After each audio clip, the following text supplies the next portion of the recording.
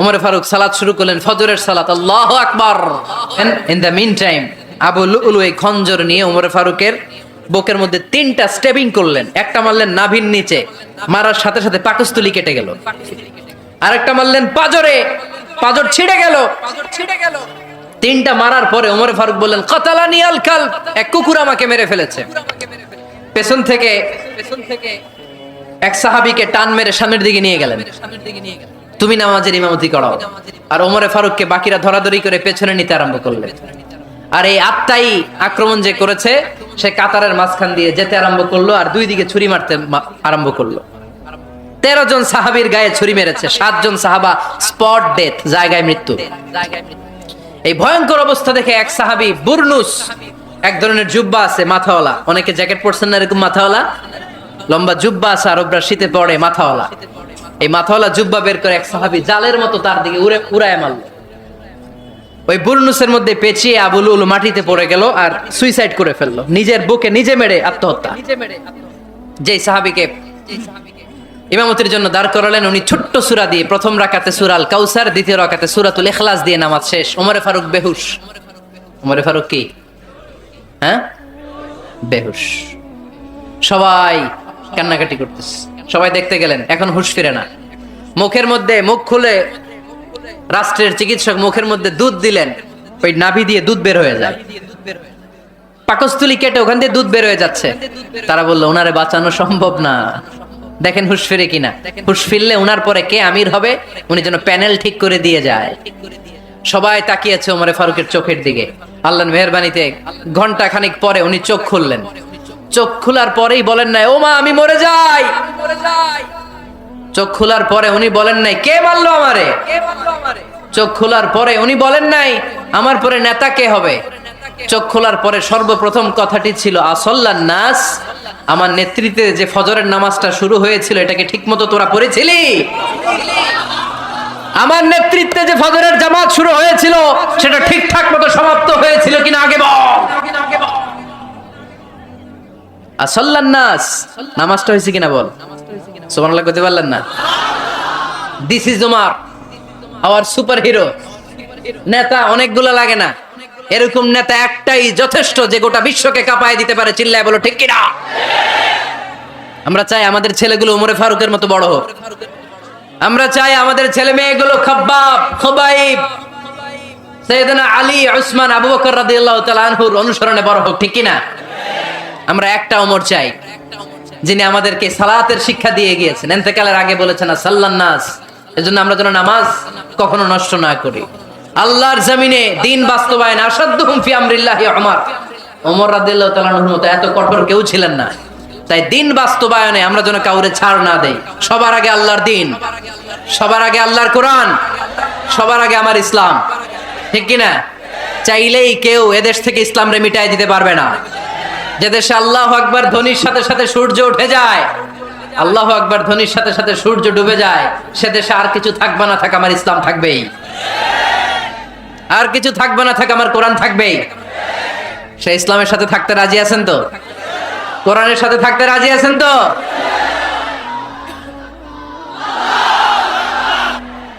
এজন্য সাহাবাদের মধ্যে যে অভ্যাসটা ছিল, ট্র্যাডিশন ছিল, রহমা উবাইনাহুম, নিজেরা নিজেরা পুষ্প কোমল, এক ভাই আরেক ভাইয়ের জন্য জীবন দিয়ে দিত। মক্কা থেকে মুহাজির সাহাবারা বাড়ি ছেড়ে, ঘর ছেড়ে, পরিবার ছেড়ে, সম্পদ ছেড়ে মদিনায় আসলেন। মদিনাতে তাদের কেউ নাই, এলাকাটা অপরিচিত। বিশ্বনবী বললেন, চিন্তার কোনো কারণ নাই, টেনশন করো না। প্রত্যেক মুহাজির সাহাবীকে ধরে ধরে মদিনার আনসারী সাহাবীদের বাড়িতে পাঠিয়ে দিলেন, আর প্রত্যেককে প্রত্যেকের সাথে ভ্রাতৃত্বের বন্ধনে আবদ্ধ করে দিলেন। ভাই ভাই বানিয়ে দিলেন। ভাই আনসার সাহাবারা নিজেদের যাদের 2টা বউ ছিল, তারা বলতে শুরু করলো, মুহাজির সাহাবী তুমি আমার ভাই, যেহেতু বিশ্বনবী তোমার দায়িত্ব আমাকে দিয়েছে, তুমি আমার আপন ভাইয়ের চেয়ে বড়, ঠিক কিনা। আমার 2 জন স্ত্রী, আমি একজনকে তালাক দিয়ে দিব, কারে ভাল লাগে দেখো, এই 2 জনের মধ্যে থেকে কারে ভাল লাগে তাকে তালাক দিব, ডিভোর্স দিব, তারে তুমি বিয়ে করে ফেলবা। আমার যত সম্পদ আছে সব সম্পদ এই যে সামনে নিয়ে আসলাম, অর্ধেক তোমার অর্ধেক আমার। সুবহানাল্লাহ পড়বেন না? This is called Islamic brotherhood. এভাবে সম্পদ পেয়ে, স্ত্রী পেয়ে মুহাজির সাহাবারাও আনন্দে নিয়ে যায় নাই। আব্দুর রহমান ইবনে আউফ রাদিয়াল্লাহু তাআলা আনহুকে যখন প্রস্তাব দেয়া হলো, আপনি আমার ভাই, আপনার দায়িত্ব বিশ্বনবী আমাকে দিয়েছে, আমার সব সম্পদের অর্ধেক নিয়ে যান, আমার একাধিক স্ত্রী আছে, কারে ভাল লাগে দেখেন, তালাক দিয়ে দিব, নিয়ে যান। উনি আনন্দের চোটে সব নিয়ে যায় নাই। আমরা পাইলে কি করতাম? হ্যাঁ, ধরেন আপনার বাড়ি ফরিদপুর, আপনি গেছেন চিটাগাং, একজন আপনার ভাই বানাই দিল। এখন বললো, ভাই আমার 2 বউ, একটা আপনি নিয়ে যান। আমার 20 কোটি টাকা আছে ব্যাংকে, 10 কোটি আপনার। আমরা কি করতাম? আহা কি আনন্দ, আকাশে বাতাসে, ঠিক কিনা? আমরা তো মহা খুশি হয়ে যেতাম। আব্দুর রহমান ইবনে আউফ, হোয়াট ইজ দ্য পার্সোনালিটি, কি পার্সোনালিটি, ব্যক্তিত্ব তারা বিলং করতো। উনি বলেছেন, দুল্লানি আলা সুক বারাকাল্লাহু ফি মালিকা ওয়া আহলিকা, আল্লাহ তোমার স্ত্রীর মধ্যেও বরকত দেখ, সম্পদেও বরকত দেখ। আমার সম্পদও লাগবে না, স্ত্রীও লাগবে না, শুধু বাজারটা কোথায়, show me the way to market, মদিনার বাজারটা কোথায় দেখায় দাও, আমি ব্যবসা করে নিজেই ধনী হয়ে যাব। ভ্রাতৃত্বের বন্ধন।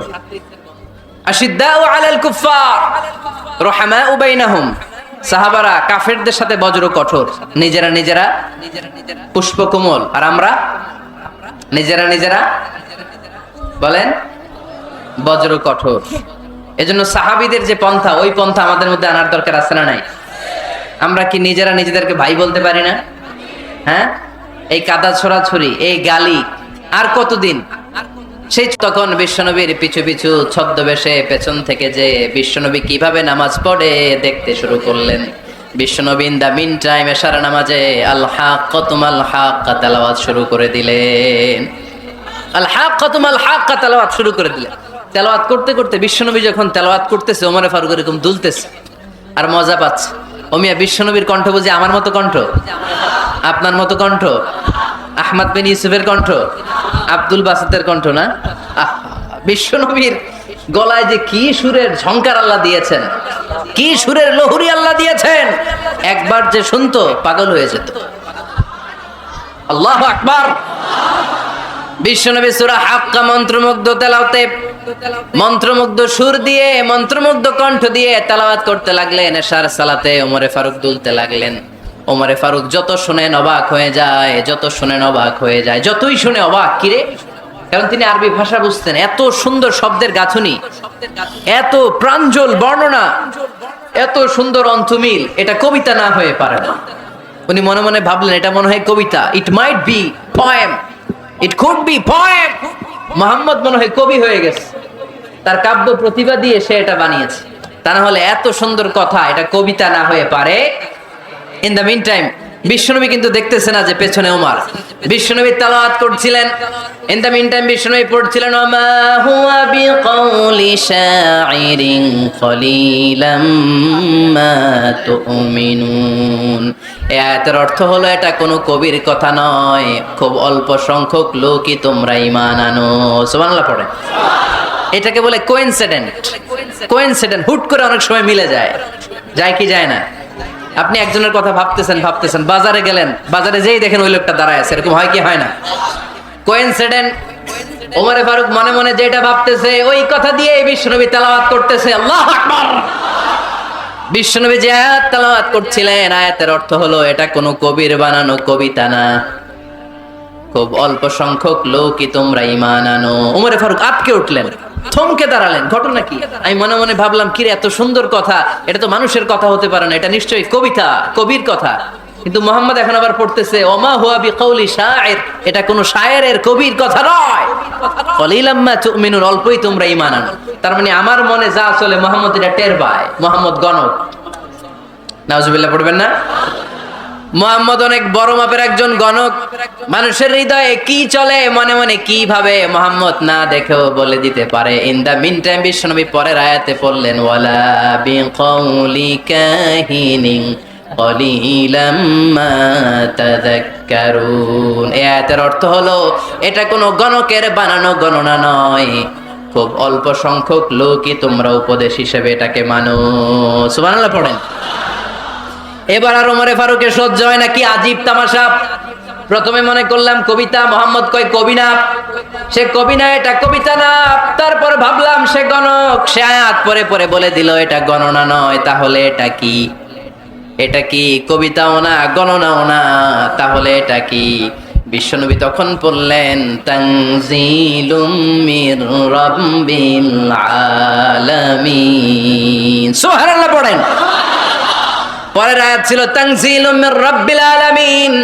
এটা দুনিয়ার কোন কবির বানানো কবিতা না, এটা কোন গণকের গণনা না, এটা কোন সাহিত্যিকের বানানো সাহিত্য নয়, এটা মহাবিশ্বের পরিচালক রব্বুল আলামিনের কাছ থেকে পাঠানো কিতাব কোরআন। সূরা হাক্কার ধাক্কায় ওমরে ফারুক কাইত। প্রথমে ধাক্কাটা লাগলো যে দোয়া, বিষ্ণুনবী তাহাজ্জুদে কেঁদে দোয়া করলেন, আল্লাহ হয় আবু জাহেলরে দিবা নাইলে ওমরে দিবা। ওই দোয়া ওমরে ফারুকের হৃদয়ে ছোঁয়া লেগেছে। এরপর হাক্কা, সূরাতুল হাক্কা দিয়ে দিলে এক ধাক্কা। এই ধাক্কা খেয়ে উথাল পাথাল হৃদয়ের মধ্যে, হায় রে এ কি বাণী, এ কেমন কথা, কে মুহাম্মদ?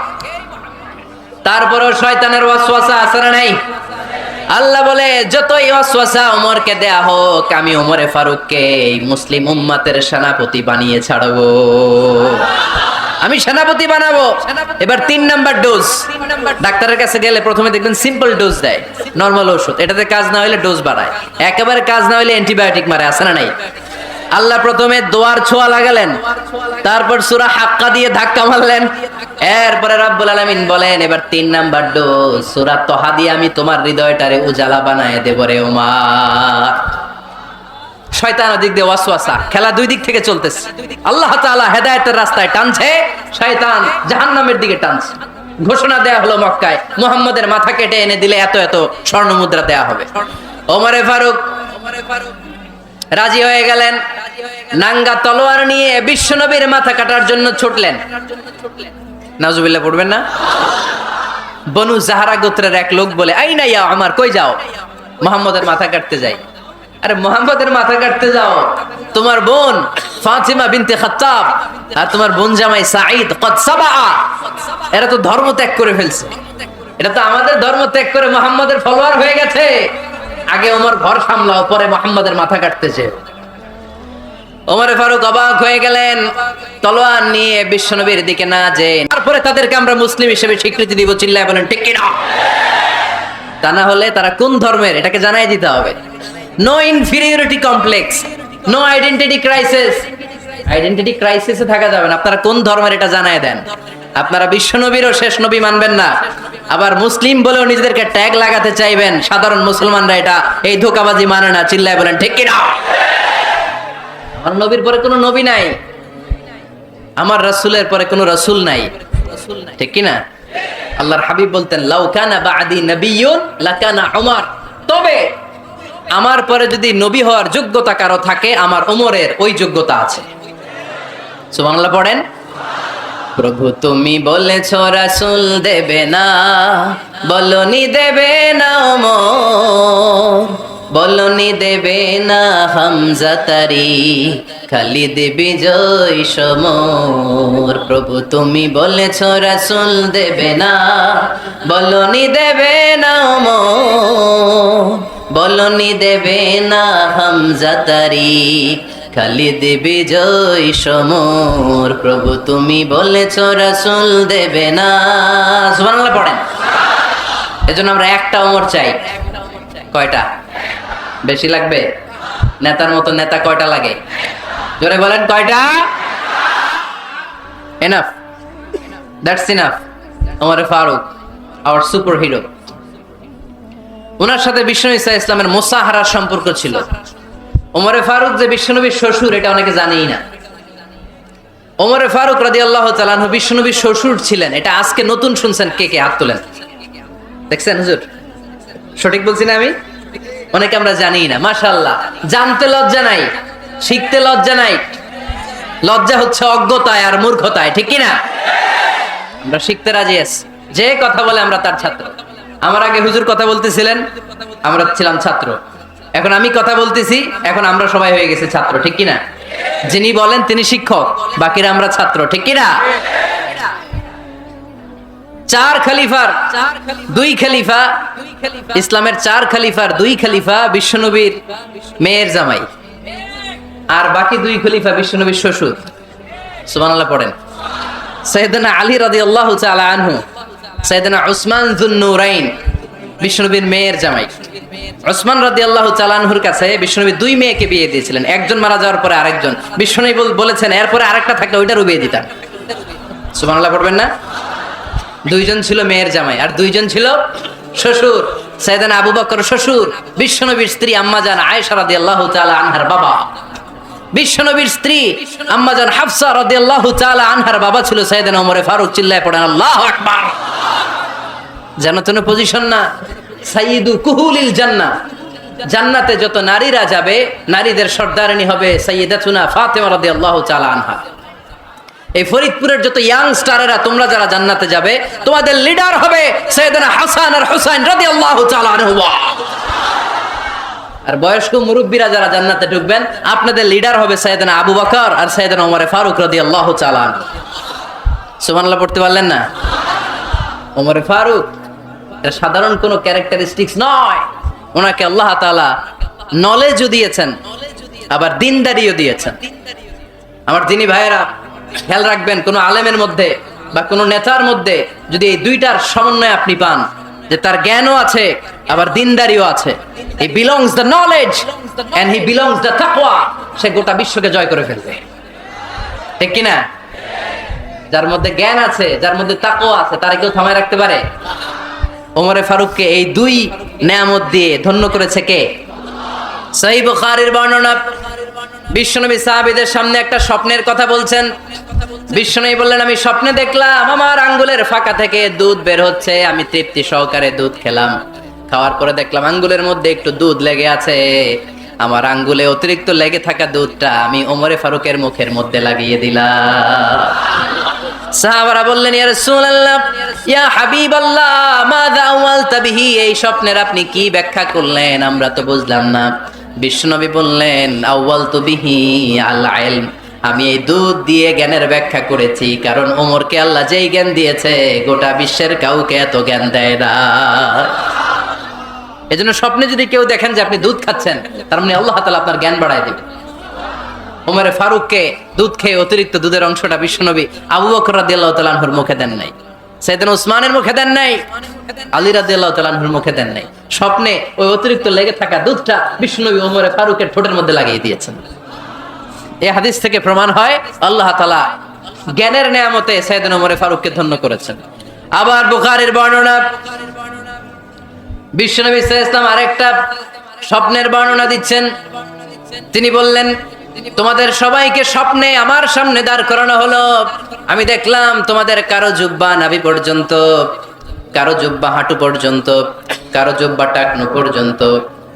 ওমরে ফারুককে যখন স্বপ্নে আমার সামনে দাঁড় করিয়ে দেয়া হলো, আমি দেখলাম ওমরের জুব্বা এত লম্বা, ওমর টেনে হিচড়ে তার জুব্বা নিয়ে সামনে হেঁটে যাচ্ছে। সাহাবারা বললেন, ফামাযা আওয়ালতা বিহি ইয়া রাসূলুল্লাহ, ও আল্লাহর রাসূল, এই স্বপ্ন দিয়ে আপনি কি বোঝাতে চাইলেন, আমরা কিছু বুঝলাম না। বিশ্বনবী বললেন, আওয়ালতু বিহি আদ-দ্বীন, আমি এই হাদিসের দ্বারা দ্বীনের ব্যাখ্যা করলাম। যার জামা যত লম্বা তার দ্বীনদারি তত বেশি। সুবহানাল্লাহ, আসতে পড়েন। স্বপ্নে দেখলেন কোন সাহাবীর জুব্বা নাভি, কোন সাহাবীর হাঁটু, কারোটা টাকনু, কিন্তু ওমরে ফারুকের জুব্বা এত লম্বা, ইয়াজুরু সাওবাহু, তিনি তার জুব্বা টেনে হিচড়ে যাচ্ছেন। বিশ্বনবী বললেন, এটা দ্বারা আমি দ্বীন, আমি তাকওয়া, দ্বীনদারি, তাকওয়া, এটার ব্যাখ্যা করেছি। তার মানে ওমরে ফারুকের তাকওয়ার সামনে সব তাকওয়া পানি হয়ে যাবে। কোন সুবহানাল্লাহ। আল্লাহ তাআলা সাইয়েদনা ওমরে ফারুককে দ্বীনের জ্ঞান দিয়েছেন, তাকওয়া দিয়েছেন। হ্যাঁ, এই এলাকায় হয় নাকি?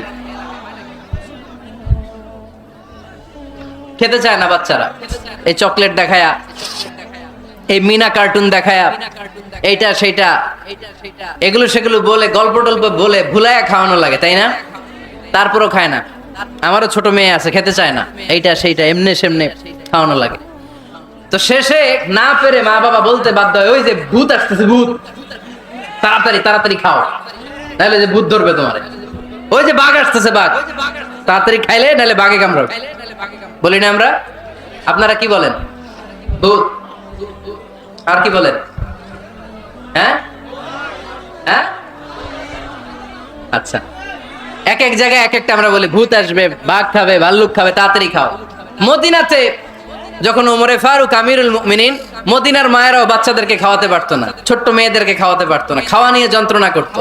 বাচ্চারা যখন মদিনায় খেতে চাইতো না রাত্রি বেলায়, মদিনার মায়েরা বলতো তাড়াতাড়ি খাও, হা হুয়া ইয়াতি উমর, হা হুয়া ইয়াতি উমর, তাড়াতাড়ি খা, নাইলে ওই যে ওমর আসতেছে, ওমর।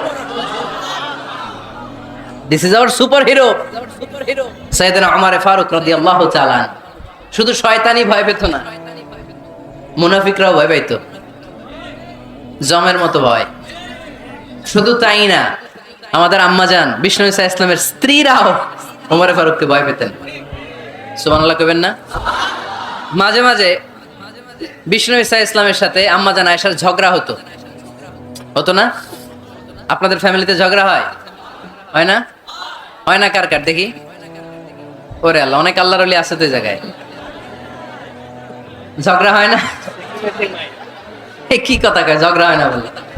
বিশ্বনবীর ফ্যামিলিতে ঝগড়া হয়, আপনার ফ্যামিলিতে হয় না? মিষ্টি ঝগড়া। আর ও বিয়েই করে নাই।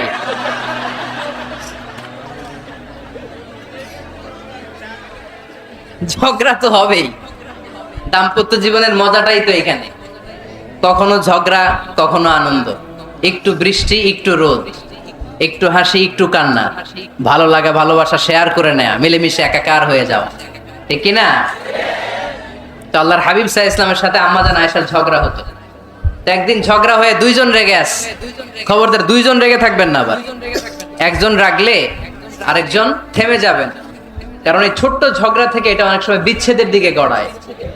আমার প্রিয় ফরিদপুরবাসী, ভাবি রেগে গেলে আপনি রাইগেন না, ওই দিন আপনি একটু ঠান্ডা থাকেন। আবার আপনি রেগে গেলে, আমার মাইকের আওয়াজ যদি ভাবিরা শুনেন, আপনারা রেগে যায় না, একটু ঠান্ডা থাকবেন। দুইজনে রেগে গেলে তো তৃতীয় বিশ্বযুদ্ধ শুরু হবে, তাই না? একজন রেগে গেলে আরেকজন ঠান্ডা, কারণ এই সামান্য ঝগড়া থেকে ইগোর কারণে এটা বিচ্ছেদ আর ডিভোর্স পর্যন্ত করায়। আর শয়তান এখানে উস্কানি দেয়, কারণ ইমানদারদের ফ্যামিলি ভাঙতে পারলে শয়তান সবচেয়ে বড় খুশি হয়, আর ইমানদারদের ফ্যামিলি টিকে থাকলে খুশি হয়ে যায় কে? আম্মাজান আয়েশা রাদিয়াল্লাহু তাআলা আনহার সাথে বিষ্ণু ঈসা ইসলামের ঝগড়া হতো মাঝে মাঝে। একবার ঝগড়া হলো, বিষ্ণু ঈসা ইসলামের রাগ, আম্মাজান আয়েশাও রাগ। তো বিষ্ণুই বললেন, আয়েশা, ঝগড়া করে আর কতক্ষণ থাকবো, আসো মিটমাট করি। আয়েশা রাদিয়াল্লাহু বললেন, ঠিক আছে, মিটমাট করব। তো বিষ্ণু ঈসা ইসলাম বললেন, মিটমাটের জন্য কারে ডাকবো? ওমর রে ডাকি। কয় না, ওমর রে না, ওমর গালিজ, ওমর অনেক রাগে, আমার ডর লাগে। কয় তাহলে তোমার আব্বারে ডাকি। কয় ডাকেন। কি খুশি, মেয়েদের মধ্যে অভ্যাসটা আছে না নাই? তাহলে তোমার আব্বারে ডাকি, ডাকেন। ডেকে নিয়ে আসা হলো। আবু বকর রাদিয়াল্লাহু তাআলা আনহু দাঁড়ালেন, আম্মাজান আয়েশা দাঁড়ালেন, বিশ্বনবীও দাঁড়ালেন। বিশ্বনবী বললেন, আয়েশা, তোমার আব্বা আসছে, এবার ঘটনা খুলে বলার পালা, তুমি বলবা নাকি আমি বলবো? আম্মাজান আয়েশা বললেন, আপনি বলেন, তবে ওয়ালা তাকুল ইল্লা হাক্কান, যেটা ঘটছে ওইটাই বললেন, মিথ্যা কথা কইেন না। আবু বকর রাদিয়াল্লাহু তাআলা রেগে মেগে আগুন। কি এই কথা তুমি কেমন করে বলো?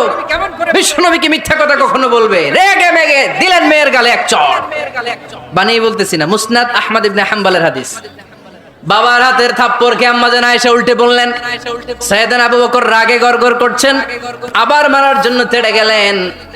এবার বাঁচার জন্য আম্মাজান আয়েশা বিশ্বনবীর পিছনে যে আশ্রয় নিলেন, বিশ্বনবী বাঁচানোর জন্য দুই হাত মেলে দাঁড়িয়ে গেলেন। পড়েন সুবহানাল্লাহ। বিশ্বনবী যখন দুই হাত মেলে দাঁড়িয়ে গেলেন, সাইয়েদনা আবু বকর রাদিয়াল্লাহু আনহু থেমে গেলেন। সাইয়েদনা আবু বকর রাদিয়াল্লাহু তাআলা আনহু ঘর থেকে বের হয়ে বারান্দায় দাঁড়ালেন। পড়েন সুবহানাল্লাহ। এবার বিশ্বনবী আম্মাজান আয়েশার কাছে যেয়ে বলেন, ইয়া আয়েশা, কাইফা রাআইতিনি আনকাসতুকি মিনার রাজুল, দেখছো কেমনে বাঁচাইলাম? আমি না থাকলে ভর্তা বানাই ফেলতো আজকে। আমি বাঁচাইছি তোমারে, আমি, আমার লগে ঝগড়া করো তুমি। লজ্জায় পড়ে আম্মাজান আয়েশা খিলখিল করে হেসে দিলেন, বিশ্বনবীও হেসে দিলেন। দুইজনের হাসির মধুর আওয়াজ শুনে সাইয়েদনা আবু বকর বাইরে থেকে অবাক, কিরে এতক্ষণ না ঝড় তুফান, এখন দেখি হাসি। সালাম দিয়ে অনুমতি নিয়ে ভিতরে ঢুকলেন। ঢুকে দেখেন আম্মাজান আয়েশাও হাসে, বিশ্বনবীও হাসে। এ হাসি দেখে আবু বকর রাদিয়াল্লাহু আনহু হেসে দিলেন, আরশের উপর থেকে খুশি হয়ে গেলেন কে? এবার সাইয়েদনা আবু বকর রাদিয়াল্লাহু তাআলা আনহু বললেন, ইয়া রাসূলুল্লাহ আশিকানি ফি সিলমিকুমা কামা আশরাকতুমানি ফি হারবিকুমা।